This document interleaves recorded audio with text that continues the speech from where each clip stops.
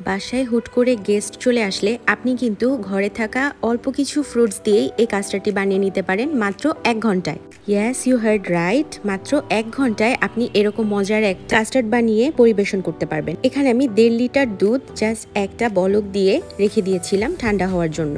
এরপরে দুধের মিক্সচারটা রেডি করার জন্য নিয়ে নিলাম 2টি ডিম। ডিমগুলোকে খুব ভালোভাবে ফেটিয়ে নিতে হবে, জাস্ট যেভাবে ভিডিওতে দেখা যাচ্ছে ঠিক এভাবে।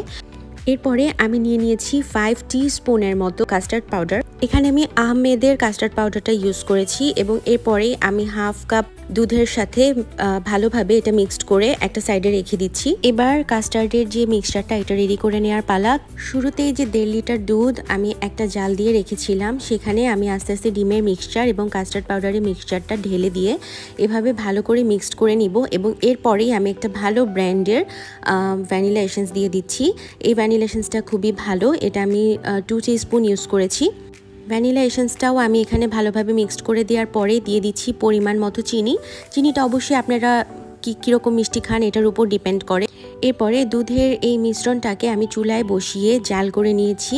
এখানে 10 মিনিটেরও কম সময় জাল করার পরেই দুধটা এরকম একদম ঘন হয়ে আসবে এবং এই অবস্থায় যখন এরকম একটা থিক কনসিস্টেন্সি চলে আসবে, এটা আমি নামিয়ে রেখেছি এবং ঠান্ডা করতে ফ্যানের নিচে রেখে দিয়েছিলাম।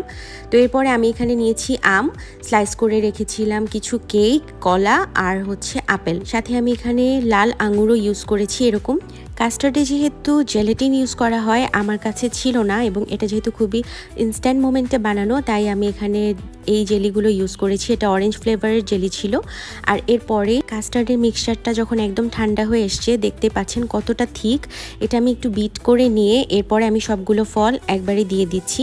তো এখানে আপেল এবং কলাটা মিক্সড করার পরেই আমি দিয়ে দিয়েছি কেকের স্লাইস এবং আমগুলো। এটা আমি এক ধাপে স্প্যাচুলা দিয়ে মিক্সড করার পরে এরপরে আমি আঙুরগুলো দিয়ে দিয়েছি এবং আঙুরগুলো ভালোভাবে মিক্সড করে নিয়েছি।